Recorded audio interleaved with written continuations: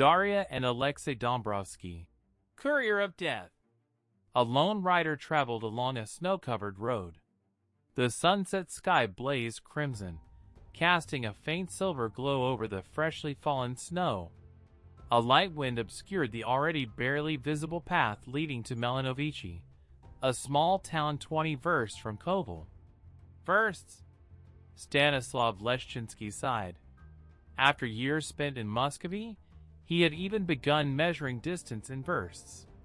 He had long since become a true Muscovite, loathed by the roads of Volhynia.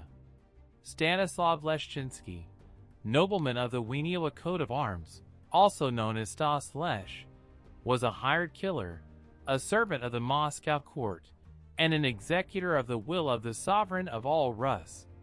And all because of his cursed gift, the ability to foresee a person's actions minutes in advance. This gift had become his weapon and shield, making him indispensable in his deadly trade. Not by the sword, then by cunning, not by strength, then by knowledge of future movements. His foresight had saved his life more than once, and taken the lives of others. Thanks to it, he had not perished in the Siberian snows, but instead owned a courtyard in Kitay-Gorod, not far from the Kremlin, where his wife and 2 sons awaited his return. Stas shivered and wrapped himself tighter in his cloak. This winter in Volhynia was bitterly cold, the kind of frost that could kill as surely as a blade. He was no stranger to cold or exhaustion. He had spent many hours in the saddle, pursuing those who stood in Moscow's way. But now, his journey neared its final, most difficult stage. He had come to Koval with one purpose: to find and eliminate Andrei Kurbsky, the traitor who had once fled the wrath of Ivan the Terrible himself, settling on Polish lands. But Stas had not been sent by the Tsar. No, his orders came from the far more powerful Boyar Boris Godunov. The command was clear: Kurbsky must die. Why had the son-in-law of Malyuta Skuratov, the uncrowned ruler of Rus, suddenly decided to do what his fearsome sovereign had not? Stas did not know, nor did he care to. All he wanted was to complete his mission and return home alive, to his large 2-story house on Povarskia Street, to kiss his wife's soft lips, to embrace his sons. Did he love his wife? Stas could not say. But she and his sons were his home now. He had nothing else. Rumors reaching Moscow claimed his ancestral lands in Podolsy had long since passed to his cousins and nephews. Perhaps that was for the best. The Stanislav Leszczynski of old no longer existed. A distant crow's call shattered the evening silence. Stas reined in his horse. Somewhere nearby should be a roadside inn, a place to catch his breath, gather his bearings, and perhaps pick up the latest rumors. Kurbsky was not a man who could live quietly in exile.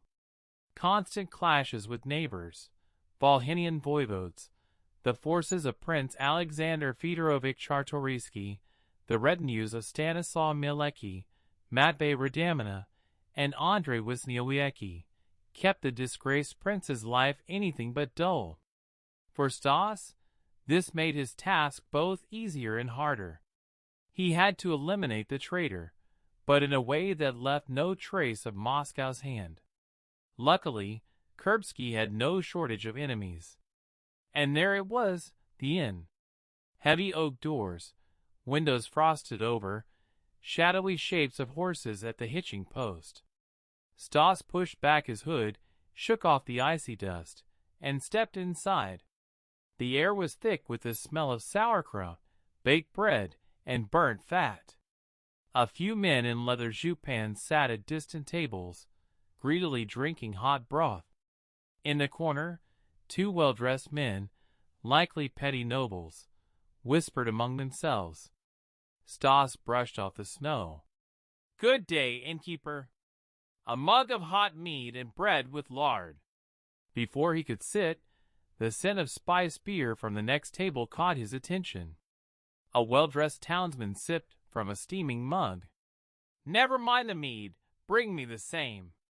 The innkeeper, a portly man with kind eyes and a greasy apron, nodded and shuffled off to the kitchen. Stas scanned the room, chose a table by the wall opposite the entrance, and sat, removing his hat with its distinctive feather and setting it on the bench. He glanced around and immediately met the sharp, assessing gazes of the two men in the corner. One, with a face like a honed scythe and a wild beard, raised an eyebrow. The other, shorter and broader, sat motionless, sipping his beer. Stas pretended not to notice. Only now, in the warmth, did he realize how tired and frozen he was. The innkeeper set a mug before him. Stas took a burning gulp, the hot, bitter drink spreading warmth down his throat. He drank again, then glanced sidelong at the next table. The two were whispering. Russian accent. Stas irritably ran a hand over his stubbled jaw. Years in Muscovy had left their mark. No doubt these two were agents of some local magnate, sniffing around for Kurbsky's associates in exchange for coin. And here he was, walking right into their hands. He closed his eyes, trying to summon his foresight. "Hey, you!" A loud shout right at his ear. Stas opened his eyes, calmly sipped from his mug, set it down, and turned. The two from the corner now loomed over him. The tall one leaned in. "Who are you?" he demanded in Ruthenian. Stas understood but answered in Polish, smiling to keep his composure. "I am Stanislav Leszczynski." The old Stas would have smashed the mug over the man's skull. But Stas Lesh had different manners. "I serve Pan Michael Ciplicki of the Rawitz coat of arms. I'm here on his business, to see Pan Stanislav Mielecki." The tall man narrowed his eyes. "They say you're a Muscovite. Or maybe a Litvan?" Stas cursed himself for not keeping his mouth shut. "The noble lord is observant. I am Polish, but I was a prisoner of the Muscovites for many years." The man smirked, pleased by the flattery, but quickly resumed his interrogation. "Liar! You served the Tsar, didn't you? Or maybe you're one of Kurbsky's men?" Stas felt his back muscles tense. Even without foresight, he knew these men had already made their choice, and letting him walk away was not part of their plans. But his gift whispered what came next. In a moment, the tall one will reach for the pistol at his belt. The stocky one will kick the bench to distract you. Stas saw it, shadows of the future, as if someone whispered in his ear. Unless he stayed seated. But where was the fun in that? Stas slowly set down his mug and rose. "Where do you think you're going?" "Sit down." Stas had no patience for lengthy explanations. He had two enemies, maybe more. 6 or 7 horses were tethered outside. If not these two, then others waited in the inn's back rooms. But that was a problem for later. Fighting was inevitable. He knew it. He had to act fast. Pretending to reach for coins, Stas slipped a hand under his cloak where a short dagger hung. At the same moment, the bearded man abandoned his saber and circled behind him. "Fine cloak you've got there. Brought it from Moscow?" he sneered. The inn fell silent. The other travelers tensed. The innkeeper froze. Stas took in the room at a glance. No help would come, only frightened stares. Except one. The townsman with the spiced beer.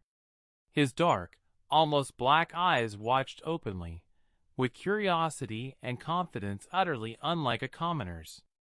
But he could wait. Stas smiled at the tall man, just the corners of his lips. The man blinked, confused. How could he know the stranger had already seen every move they would make? Stas saw it all in his mind's eye, shadows of the future. Now, a punch to the back of the head. The stocky one will kick the bench to distract you. But only if he stayed seated. Stas slowly stood. "Where do you think?" Stas had no patience for talk. He knew the two had changed their minds. They wanted him alive now, for interrogation. Their lord would pay more for a prisoner than a corpse. Another second, and the stocky one would strike. Stas dodged, twisted, and drove his dagger under the man's ribs. The man gasped and collapsed, knocking his companion down. The tall one fumbled for his pistol, but Stas had foreseen that too. He sidestepped, swept the man's leg, and as he fell, slashed his throat. The man choked, eyes bulging, clawing at the air. The innkeeper screamed and scrambled away. Another attacker lunged from the side, saber drawn. Stas saw it coming.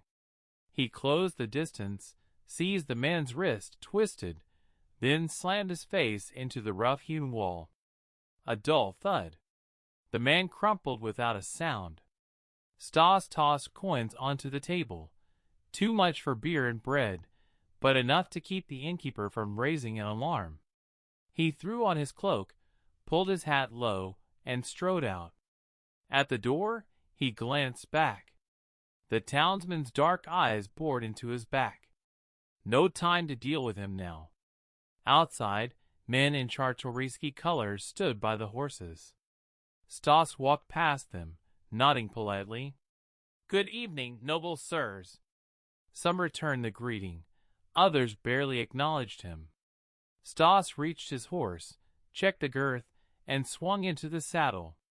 He turned the horse toward the gate, moving calmly, drawing no attention.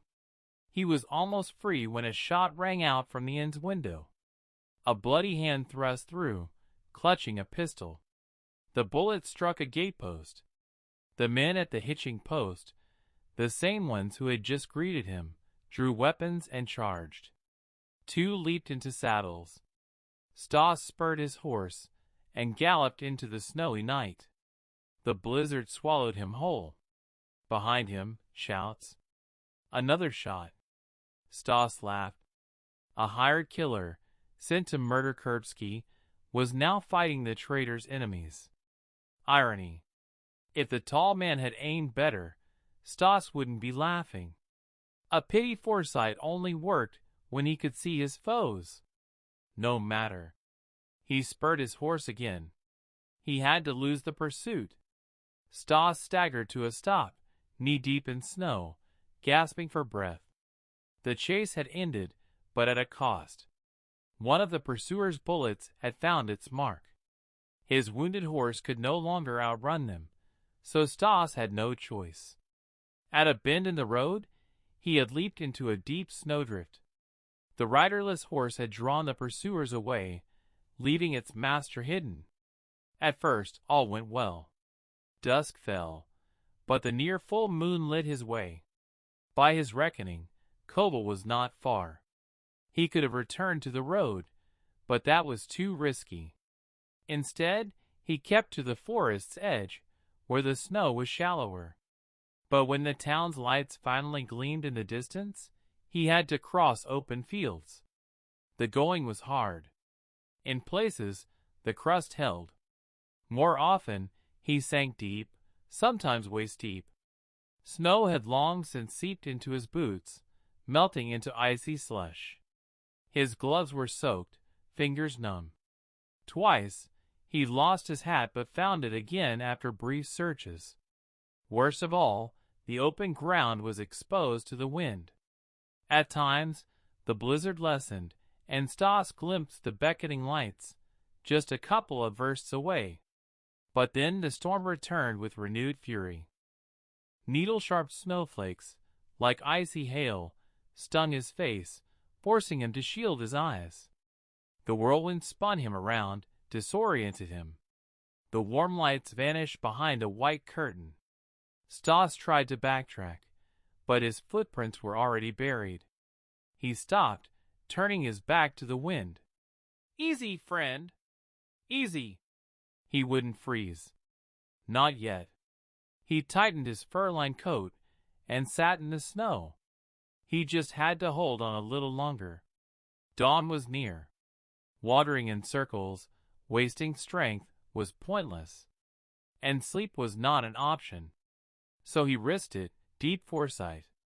It demanded strength, calm, focus, none of which a half-frozen man had. Yet he had to try. Over the years, Stas had honed his once intuitive gift into true foresight. An old Wallach from Serbia had set him on this path. But Stas hated this power. As a Christian, albeit a convert from Catholicism to Orthodoxy, he despised the pagan incantations that unlocked true prophecy. Yet without them, his gift remained mere hunches. Few in Muscovy, Lithuania, or the Polish-Lithuanian Commonwealth possessed such an ability. Had he left it at hunches, he might have lived a quieter, happier life, albeit shorter. But then, hellfire would threaten him for other sins, not witchcraft. Now, as the storm howled around him, Stas tried to peer into his own future. But someone, resisted. Invisible, icy needles pricked his skin, disrupting his rhythm, scattering his focus. At first, he thought it his imagination. But after a few minutes, he was certain something was interfering. Each time he neared the threat of the future, frost stabbed through him. Only when he stopped did the assault cease. The blizzard weakened, then ceased entirely. Stas stood, brushed off the snow, and scanned the horizon. A small hill rose nearby. He trudged toward it, sinking to his waist at times. At the summit, he looked around. Kovel lay just ahead. In the moonlight, he saw the town's palisades, the spiked stakes atop the walls, the rooftops glinting silver, the crosses of churches, the blurred silhouette of the castle. Stas exhaled in relief, then froze.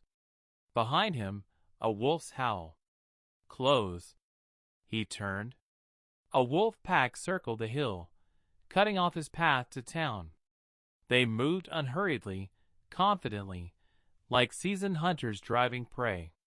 In the moonlight, their dark fur shimmered, making them seem cast from silver. Silver wolves. A premonition stabbed his heart. This was no trick of the light. These were real silver wolves. Werewolves. Volkodlaks.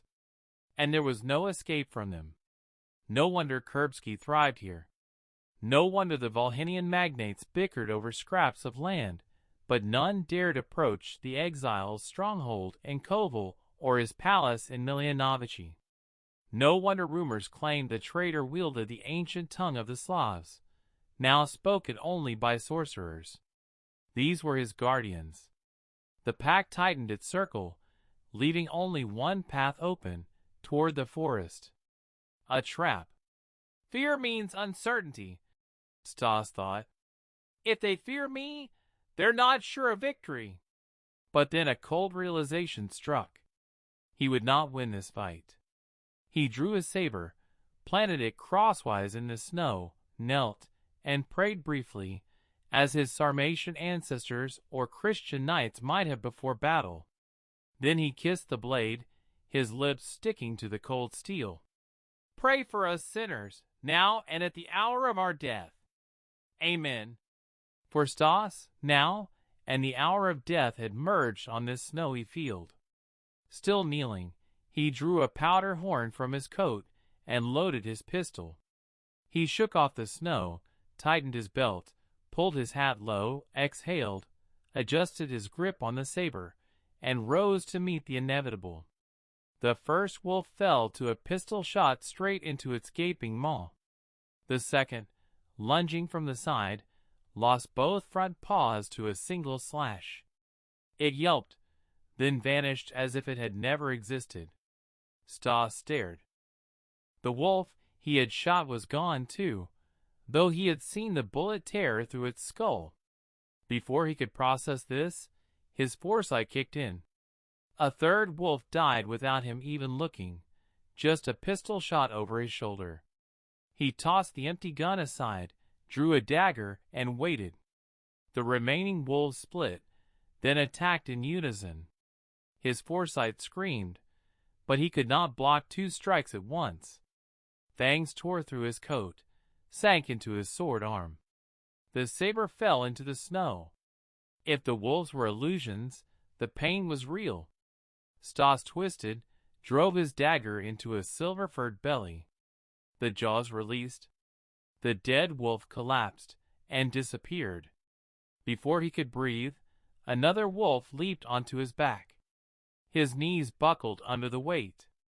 He fell, desperately stabbing backward. The blade was too short to reach. The wolf tore at his neck with its teeth, raked his back with its claws. Had it not been for his fur collar, his head would already be gone. But Stas did not yield. He gripped the dagger with both hands and stabbed blindly behind him. Once, twice. The weight vanished. Stas tried to rise, but had no strength left. Warm blood trickled down his back. He forced himself to one knee, lifted his head, and stared straight into the blood-red eyes of a wolf. No, not a wolf's. Human. Only one shapeshifter here. Stas recognized those dark, bottomless pupils. The townsman from the inn. The werewolf had been waiting for him. Their eyes locked. Stas heard the incantation, woven in the ancient tongue of the Slavs. A powerful spell, but crude. Stas found its rhythm, began weaving his own into it. The werewolf did not notice at first. By the time he did, it was too late. The phantom wolves halted, frozen. Then, rage flared in those black eyes. Stas's breath came hard. He tore open his coat. "Try to take a baptized soul," he rasped. With those words, he hurled his dagger straight into the werewolf's eye. Blood sprayed. With a final effort, Stas twisted the blade, dragged it sideways. 3 silver shadows lunged and dissolved mid-leap. Stas slumped forward, collapsing onto the dead man, the beast he had just slain. He did not see the first rays of dawn glint off the bloody dagger, nor the inscription on the blade. "With this, we shall conquer our enemies."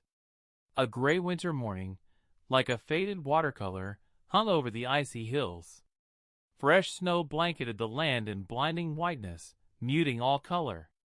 Frost clung to low shrubs, tiny ice crystals gripping every knot in the bark. The field before the hills lay silent, empty. Only the creak of snow under hooves and the breath of 2 mountain hunters broke the stillness. Their ever-barking dogs had fallen silent. The hunt had failed. The stag's trail, spotted yesterday, had vanished under the storm. The snow was loose, not yet packed.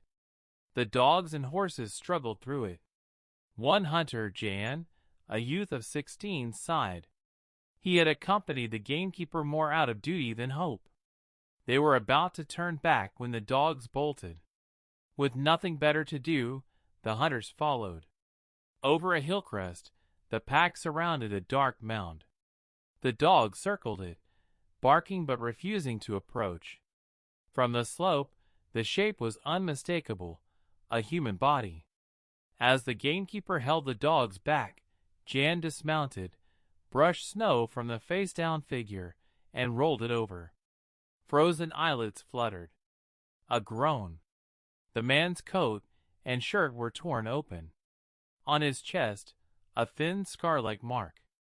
Jan tugged it, revealing a large Orthodox cross, dull silver in the dawn light. "Vanko! He's alive!" The gamekeeper dismounted, waded through the snow, and examined the stranger. The man's clothing was shredded in places, frozen blood beneath. "Help me get him up!" Jan lifted the stranger by the shoulders. The gamekeeper hesitated, scratching his forehead under his shaggy hat. "We can't lead him. It's not Christian." Jan tried to fasten the man's coat, but the top buttons were missing, save one dangling by a thread. He nearly tore it off, but stopped himself. Instead, He removed his own heavy cloak and wrapped the stranger in it. Then he spotted a feather in the snow, plucked the fallen hat free, shook it off, and placed it on the man's silver-streaked hair. "No commoner wears velvet like this.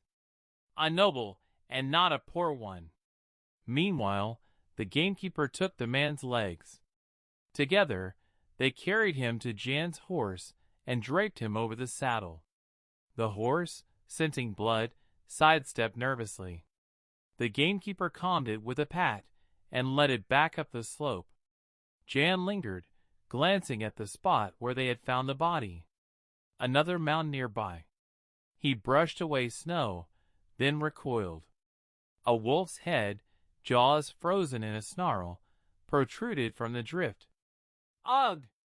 Jan crossed himself, glanced back to ensure the gamekeeper hadn't seen his fright, then turned to leave. But something glinted in the weak morning light. Beneath the wolf's head, a sword hilt. Jan dug through the snow, gripped it, and with effort pulled the weapon free. A curved blade, patterned with Damascus steel. Staggering under its weight, Jan returned to his horse and sheathed it. Then he and the gamekeeper carried Stas to Jan's home in Kovel. A doctor was summoned, an old man with a gray beard and a rasping whisper. He examined the wounds. They looked worse than they were. The wolf's fangs had torn skin, but not sunk deep. The cold had slowed blood loss. The doctor heated water, cleansed the wounds, applied poultices of chamomile and St. John's wort, fed Stas a hot juniper brew. He asked no questions. Survival came first. Then he ordered Stas wrapped in blankets and placed by the warm kitchen stove. The wounds would heal. The frostbite was the real danger. For days, Stas lay on a low bench, buried under layers of wool and fur, in a small servant's room behind the great oven. Yet still he shivered as if the northern wind pierced him. He drifted between fitful sleep and waking confusion, often believing himself back in the snow, his breath freezing on his lips. Sometimes Jan visited. Stas would stare at him through a haze, hearing but not responding, thoughts and words trapped behind a fog of pain. After a week on the brink, Stas finally improved. His hand still shook lifting a mug of broth. The maid who tended him, Vera, helped him eat and drink. Strange memories flickered, howling wind, his own ragged gasps, the burning cold devouring his mind. Each flash made him flinch, turn to the wall. He could focus on nothing. Whether from pain or the icy void inside, the world beyond his warm room blurred into meaninglessness. Days passed. The sun rose and set. But for Stas, time had no shape. His world shrank to four walls, the bitter scent of herbs, hushed voices, and the unrelenting cold within. Stas awoke late in the evening. A young man sat by his bed. "How are you?" Jan asked in Russian, then repeated in Polish. Stas remained silent, then nodded. He did not know this man, nor where he was. Best to reveal nothing. "Bandits attacked me.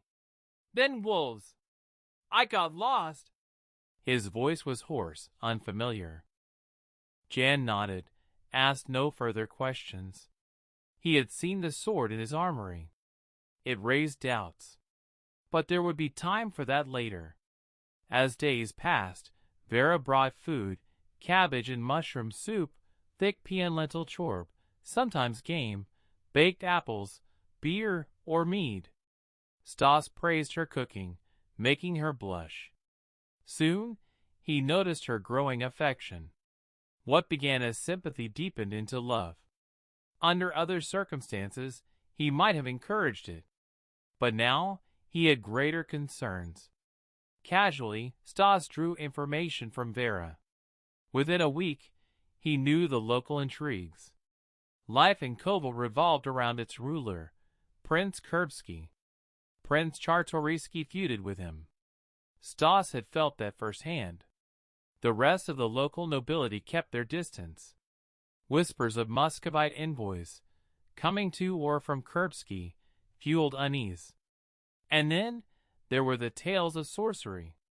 Vera would not speak of it, but her silence spoke volumes. Stas was certain now. The werewolf in the field had not been chance. It guarded the inn against Kurbsky's unwanted guests. The only thing he still did not know was Kurbsky in Koval or at his beloved Milanovici? But he did know one thing. He owed his life to Jan, a man closely tied to the exiled prince. One day, Jan arrived with the old doctor.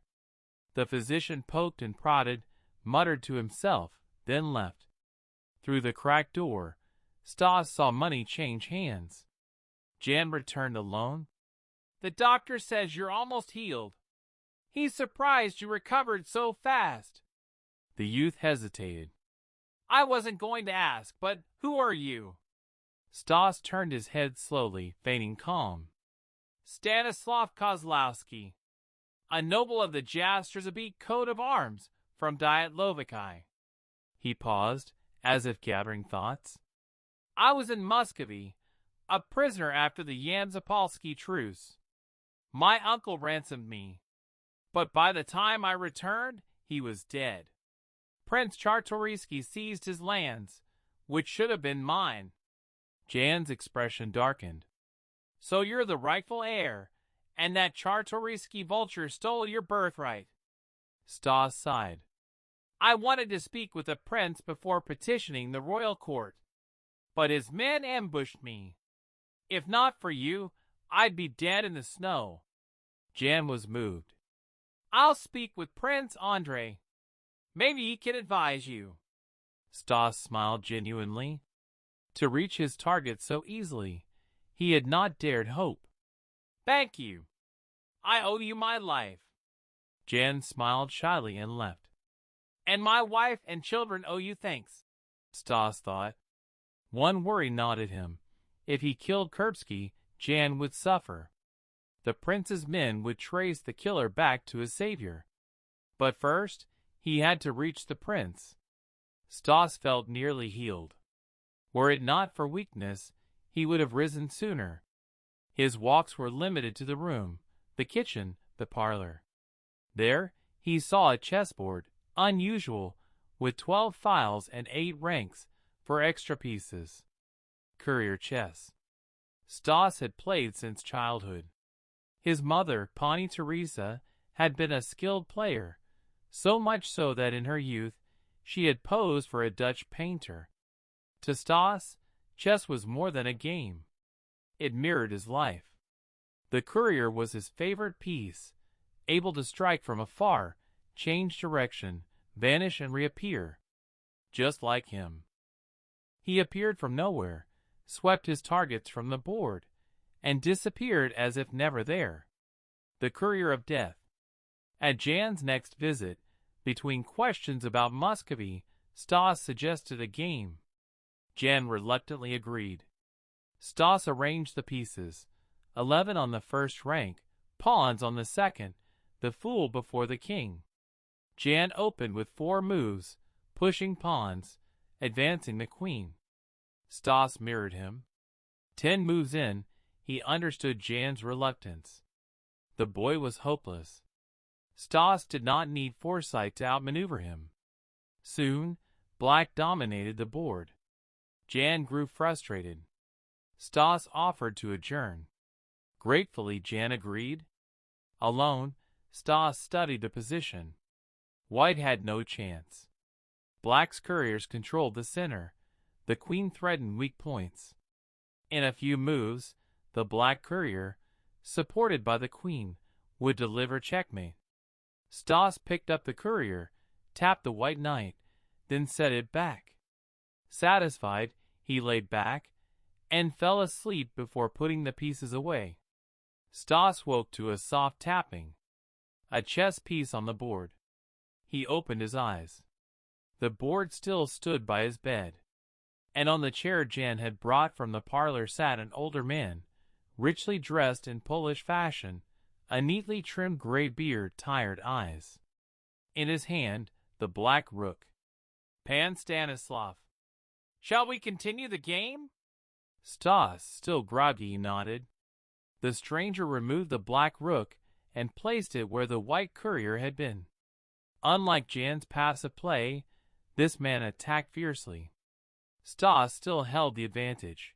His couriers and fool dominated, his pawns cleared lanes. But then he tried foresight. And froze. Normally, he saw 1 or 2 moves ahead. Now, a dozen blurred scenarios exploded in his mind. Pieces flowed like mercury across multiplying boards. A growing whisper, countless voices suggesting moves, threats, strategies. He was not just seeing possibilities, he was hearing their logic. Someone was speaking them. Stas looked up. The stranger's face was calm, confident. Only the faintest smile touched his lips. Stas had used his gift in battle, where choices were simple: strike left or right, advance or retreat. But chess was infinite. And then he saw it. In one future, his opponent made a bizarre move. Stas tried to focus on that thread, but the flood of possibilities overwhelmed him. His opponent's moves were impossibly precise, as if he already knew every outcome, as if he too could see the future. Stas's mouth went dry. This man did not just share his gift, he wielded it better. A labyrinth of false hopes. From the chaos, one image emerged, the Black King trapped. Checkmate. Stas looked up. Across the board, the old man sat unmoved. The pieces remained as Jan had left them, but in his eyes, a glint of triumph. He had seen it too. Then the door burst open. Jan rushed in, saw the chessboard, and smiled. You haven't started yet? I told father you play well. He caught himself, switching to Russian. Father? Stas's surprise was genuine. Adopted. But... The old man spoke, his voice a dry rasp. Andrei Mihailovich Kurbsky, Prince of Yaroslavl and Kovel. Stas tried to rise. Kurbsky patted his shoulder. Rest. We'll finish later. As the prince's hand touched him, Stas shuddered, sensing imminent death. Kurbsky straightened, swept the pieces to the floor with a crash, all but the White King. Then he took Jan's arm and led the bewildered youth out. The door locked behind them. For the first time since arriving, Stas was a prisoner. Dawn neared. Stas had not slept. The certainty of exposure burned in his mind. Perhaps Kurbsky did not know whose killer stood before him. But testing that theory would be fatal. Stas took a kitchen knife, picked the window lock, and peered out. Darkness. A cobbled courtyard 10 feet below. To the left, a blank wall. To the right, a narrow ledge leading to larger windows. He tore sheets and blankets into strips, knotted them into a rope, tied one end to the bed, and lowered the other. Then he spotted something on the floor, the black courier, and the White King still on the board. He placed the courier where the king had stood, smiled, and climbed out. The funeral procession emerged from the mist. Stas and Vera had meant to leave Kovel before dawn, but delays held them. Now, as mortars chanted, they pulled aside. At the front, a large Orthodox cross. Then a hearse drawn by black horses. Behind it, bareheaded, walked Kurbsky's kin. Jan's brother Andrei rode with another adopted son. Last came the carriage of Kurbsky's widow, Alexandra, with their young children. Stas dismounted, removed his hat. Vera had told him the body would be taken to the Holy Trinity Monastery, already prepared for burial. But he would not risk being seen. As the procession passed, Vera wept. Though she had rarely seen her adoptive father, his sudden death had shaken her. The night before, Kurbsky had visited Jan, cheerful. At the same in Lublin, King Sigismund Augustus had dismissed the Volhynian magnate's claims to his lands. In high spirits, the prince had called for his favorite wine, Malvasia, which none but he drank. 3 days later, he was dead. Stas felt no grief, no guilt, no joy. Just luck. Had he poisoned Kurbsky that night, he would now be the one in a ditch. But fortune had smiled twice. First, when he met Kurbsky and saw death upon him, no poison needed. Second, when he stood in Jan's parlor, holding the wine and the poison, and chose to empty the vial onto the floor. The news would reach Moscow, Warsaw, Vilnius. Vilnius interested him most. There, a merchant named Sebastian Makowicz, in the house under the White Eagle, held a small reward. The bulk of his payment awaited in Moscow, but he would not return. His sons were grown. His wife had wealth enough for 2 lifetimes. And Stanislav Leszczynski, nobleman of the Wieniawa coat of arms, would cease to exist. He would not repeat Kurbsky's mistake, abandoning his first wife and son to the Tsar's wrath. He would simply vanish. From Vilnius, he would travel east and disappear. Then, somewhere near Krakow, an unknown nobleman with a young wife, money, and a newly purchased coat of arms would buy a small estate. A quiet life of hunting, Sunday mass, local politics, and the occasional brawl. At first, the thought amused him. Then it unsettled him. Would such a life bore him, as Milanovici had bored Kurbsky? Unlikely. Moscow would send no assassins. He had no ties to the Tsar, no correspondents, no bitter enemies.